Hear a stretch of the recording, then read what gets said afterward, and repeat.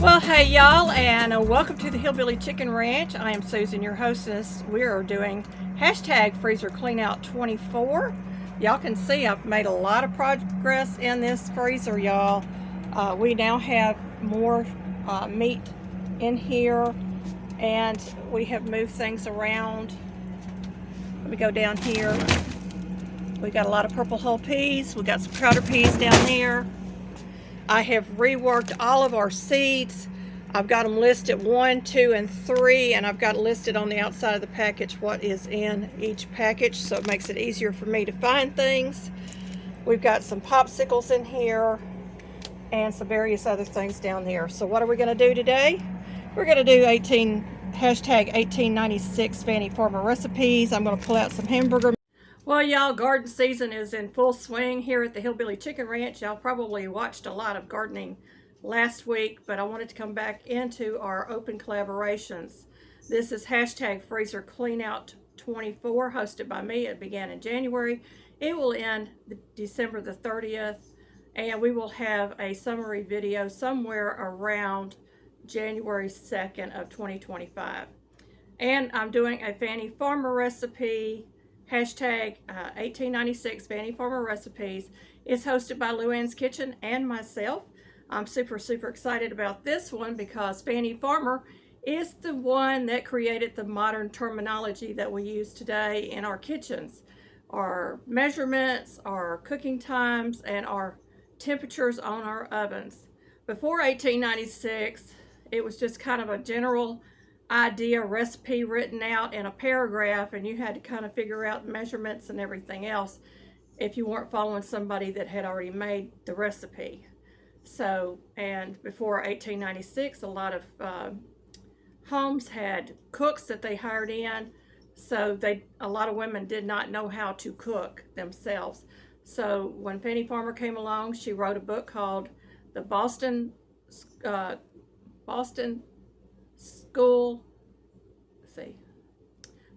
Cooking School Cookbook. I'll get it right here in a moment. And she wrote that in 1896. Now, I have a modern version of that cookbook. It is now called the Fannie Farmer Cookbook. This is the 12th edition.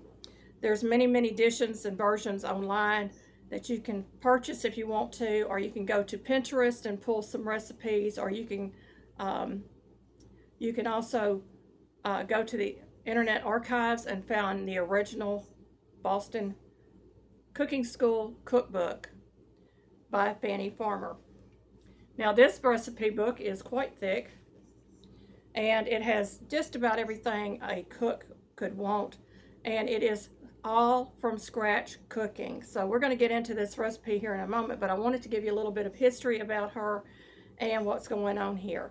So if you don't have a Fannie Farmer cookbook, but you want to participate in this particular open collaboration, you can use one of your family's scratch cook recipes. Just make sure that you notate that in the description box so you don't confuse people into thinking that it is an actual Fannie Farmer recipe, because there are many good recipes out there that are scratch cooking, and scratch cooking is what this is all about. So I know there's some more things I want to say about this, but we'll go into it a little bit more as we go along. The recipe I picked today is a meatloaf. Now, meatloaf is made many different ways in the United States. We mix our meat, our hamburger meat, with ground sausage, and there are other meats that can be mixed in as well. But this one calls for 2 pounds of ground beef. Now, I've had my ground beef thawing, and I've got 2 packages of this. Now, this is an all-natural product from Hayes Farm. It's a locally sourced meat. There's no additives, preservatives, or anything added to this meat. The recipe I'm using today is probably going to be a little on the bland side. We usually put some bell peppers in, but a lot of people will put celery in it. We use oatmeal. This recipe calls for fine, freshly made fine breadcrumbs, which I've already done. So I've got 2 cups of those. Calls for 2 pounds of meat, 2 cups of these. It also calls for an onion finely chopped. I've got a sweet Philadelphia onion I'm going to use for that. It calls for some ground mustard, black pepper, salt, Worcestershire sauce, 2 eggs beaten, and 3/4 cups of milk. So they give you some ideas about this recipe. I'm going to share that with you. This is the basic recipe I'm going to be doing today, but you can make a meatloaf with parsley and tomato. You would omit the Worcestershire sauce and mustard in place of the milk and add 3/4 cups of juice from a can of tomatoes. Add 1/4 cup of minced parsley, 1/2 teaspoon of basil crumbled, and you could use 3/4 cups of tomatoes in that as well. Another one would be meatloaf with cheese. You would, on this meatloaf and cheese, you would omit the Worcestershire sauce and add 1/2 cup of grated cheese. Meatloaf with bacon, you would just simply top the meatloaf with bacon, of uncooked bacon. You could do meatloaf with 3 meats instead of 2 pounds of ground beef. You could use 1 pound of ground beef mixed with 2/3 ground veal and 1/3 pound of ground pork. You would use red wine in place of the milk if desired. And then you could do individual muffin size meatloaves in the little ramekins or muffin tins. So, and you can top each one of those with bacon as well. So we're going to get started on this recipe. I know I've talked a long time. I hope that you're sticking around for the actual meatloaf. I'm going to start by, I've already got my meat in my bowl. So it's in the bowl already. And I'm going to start with the onion. I'm going to get it peeled and chopped. Now, I don't chop mine real fine. We kind of like to have a little bit of chunk in our meatloaf, so it's not going to be as fine as the recipe is telling us to do. And I save all my skins and put them into a freezer bag to make vegetable broth later on in the year when I need it.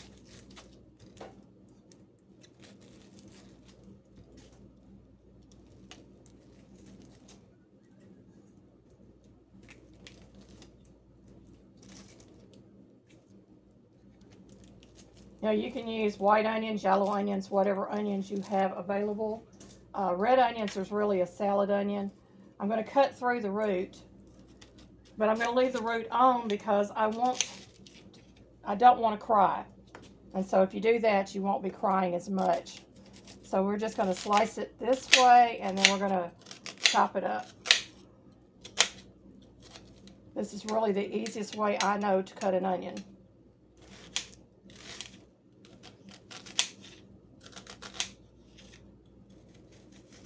And I save the root stock as well.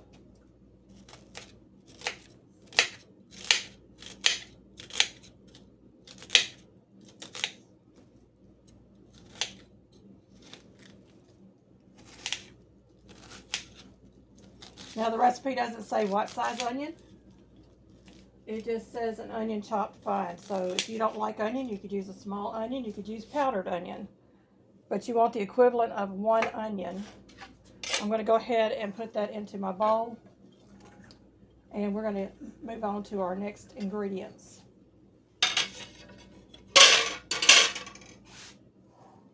Okay. We're going to preheat our oven to 350 degrees.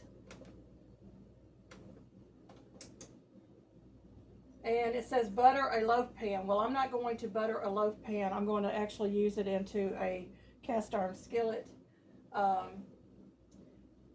We're going to combine all the ingredients in a large bowl with your freshly washed hands, the best tools for the job. pat the loaf, and bake for 45 minutes. Now, I bake mine a little bit longer. I know what my oven will do. So my meatloaf usually bakes for about an hour to an hour 15 minutes. So we need 2 cups of breadcrumbs. I'm going to switch my camera angle so you can see what I'm doing. I think you can see everything now. So I'm going to add 2 cups of my freshly made breadcrumbs. If you don't have breadcrumbs but you have croutons on hand, you can always grind them up and make breadcrumbs. That's another little tip for you. The recipe calls for 2 eggs slightly beaten. I'm going to use a turkey egg. A turkey egg is equivalent to 2 eggs. We harvest these on our farm.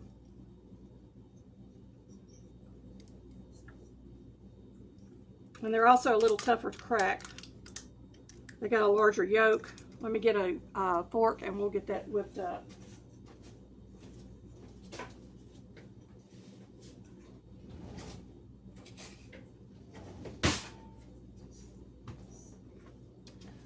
We're never completely prepared when we get in here and start cooking, but you know, we got everything at within reach. So I'm just beating that. I want to break that yolk up good. We're going to add that to our bowl. And I'm going to actually put that in there and add some water to that so it doesn't get messy on me. 2 pounds of ground beef, 2 tablespoons of Worcestershire sauce. I'm using Lee and Perrin's all natural Worcestershire sauce. Now, Fannie Farmer, her recipes book came out over 120 years ago. So this recipe could be anywhere in the last 120 years because it doesn't tell on the recipe exactly when this recipe first appeared. We're going to add in 1½ teaspoons of dry mustard and 1½ teaspoons of salt. I'm going to start with the salt. Get rid of that spoon, I don't need that. And 1½ teaspoons of salt.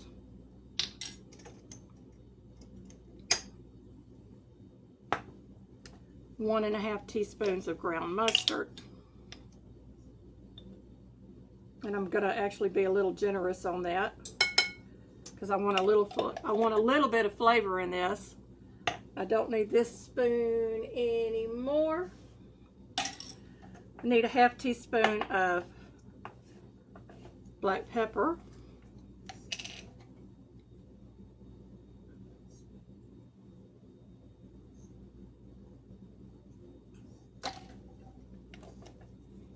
And I store all my spices and herbs in glass jars, y'all. Okay, and I need 3/4 cups of milk. Now this is a powdered whole milk. I don't use my raw milk when I cook. And it's a little bit more there than the recipe called for.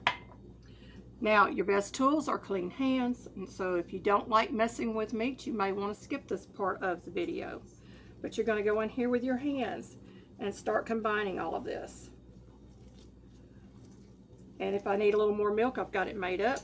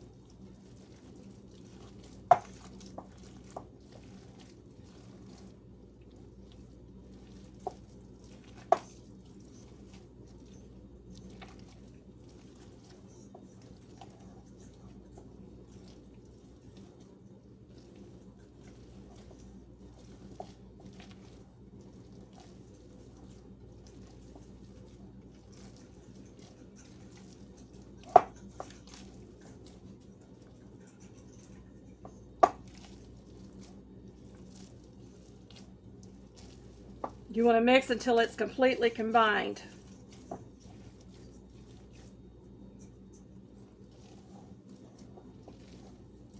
Now this recipe, it serves 8.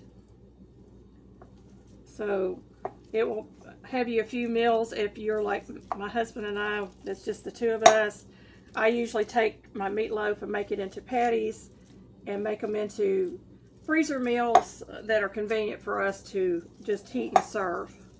But you could also make this ahead and put it in your freezer and maybe have a couple of meatloaves for your family, or some hamburger patty type meatloaf.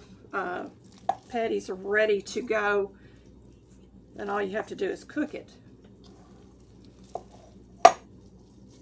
So that's some suggestions there. I think I've got it pretty much combined now. I'm going to clean my hands off and we'll be right back. Okay, I have a seasoned cast iron skillet here. I am going to dump this over into it.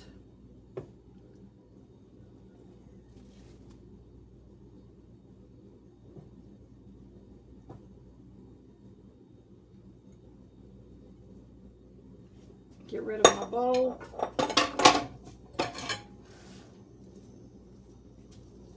Seems like I got a lot of onion on one side, so I'm going to kind of break that up a little bit. And you're just going to get this incorporated into your pan that you're using, whether it be a bread baking pan, a loaf pan, ramekin dishes, or you make it into your hamburger patties as I was talking about. I'm going to make a little bit of a well there to try to capture some of those juices, and I usually go around the edge and also create a well. I will probably be making a gravy to go over this for our supper tonight. So there it is, and I'm going to get my hands washed and get that into the oven. So I have picked out another recipe out of the Fannie Farmer Recipe book, and this is called brown sauce, but it's an onion brown sauce. So I'm going to omit the sliced onion that would normally be in it and use 4 tablespoons of freshly chopped onion in the butter, and I will not remove the onion. Now the recipe for brown sauce is 2 tablespoons of butter, 1 slice of onion, 1/8 teaspoon of freshly ground pepper, 2 tablespoons of flour, 1 cup of beef stock, salt to taste. Now my beef stock or my beef bouillon is already salty, so I won't be adding any salt to this. I'm going to allow my butter to melt a little bit. This is fresh churned butter right here on the Hillbilly Chicken Ranch. It comes, our raw milk comes from the Amish community, and so I take the cream off and I make butter for us. So you may see a little bit of milk solids in there. And I've already chopped up my onion. Now I'm doubling the recipe because I'm going to put this over a meatloaf.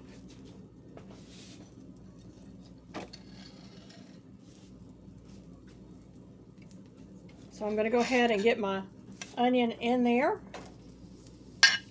and get that cooking.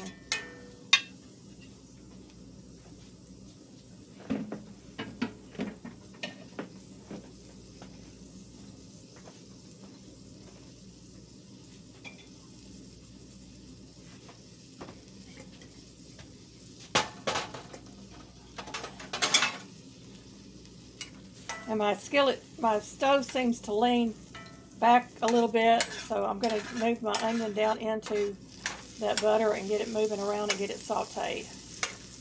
So I have this on a medium-high heat. My meatloaf is still in the oven cooking. I wanted to get this done so you could see it over the meatloaf. I thought this would be a nice change of pace for a normal meatloaf that I make.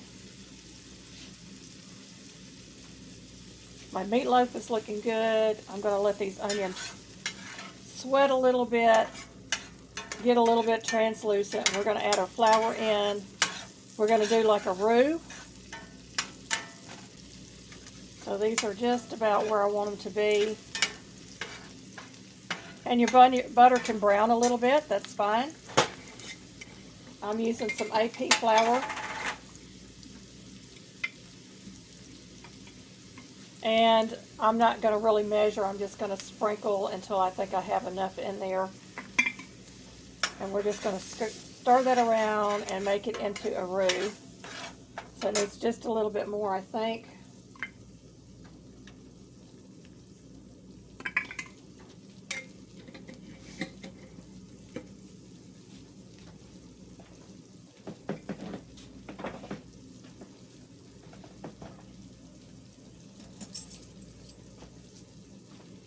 Now the recipe calls for 1/8 of a teaspoon of pepper.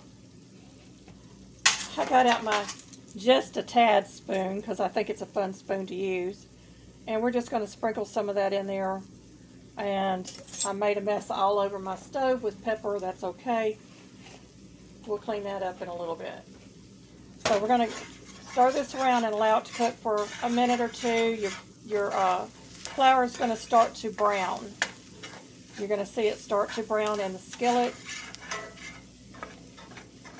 You don't want to eat raw flour, y'all. You want to make sure your flour is cooked. A lot of restaurants will make brown gravy, or thickening gravy as my mother called it, and they don't brown the flour. They don't allow that flour to cook. So it's starting to brown a little bit. We're going to let it brown just a little bit more.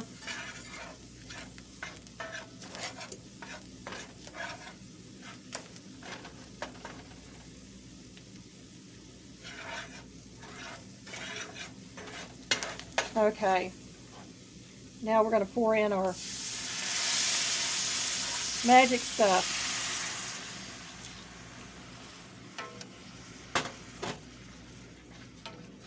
And we have made a beautiful gravy. It's going to take a moment. We're going to let it come to a boil and thicken.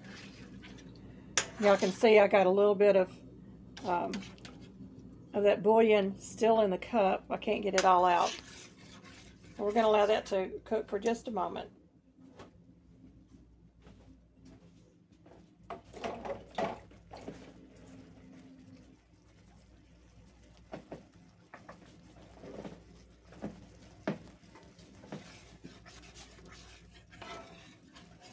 And we have a beautiful gravy, y'all.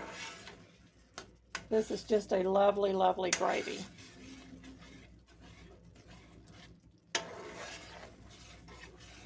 I'm going to turn my burner off and move this off the burner so that it can start to cool a little bit.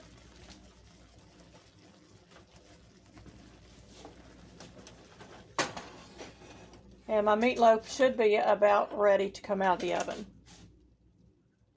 All right, that meatloaf is looking really, really good, y'all. Look at that. Beautiful.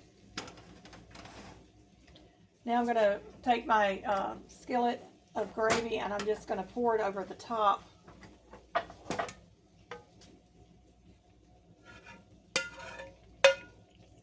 Get it spread over this meatloaf.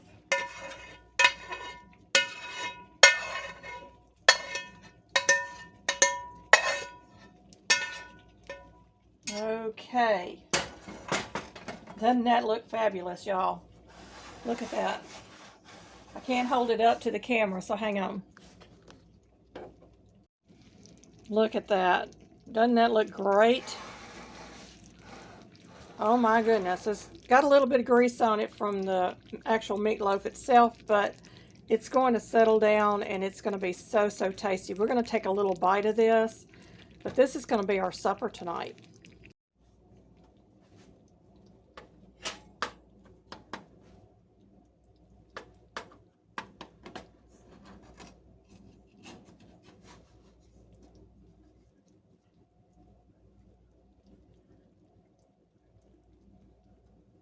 Ooh, that's hot.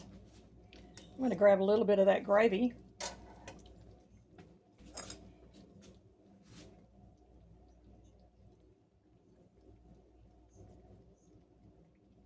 Just a little bit.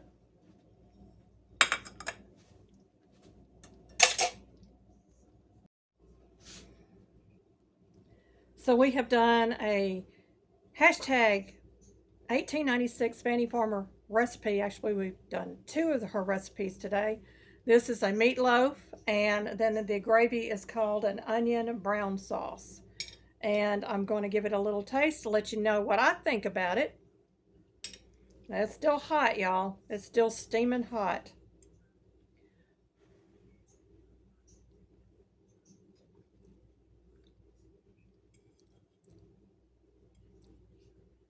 It's actually not that bad.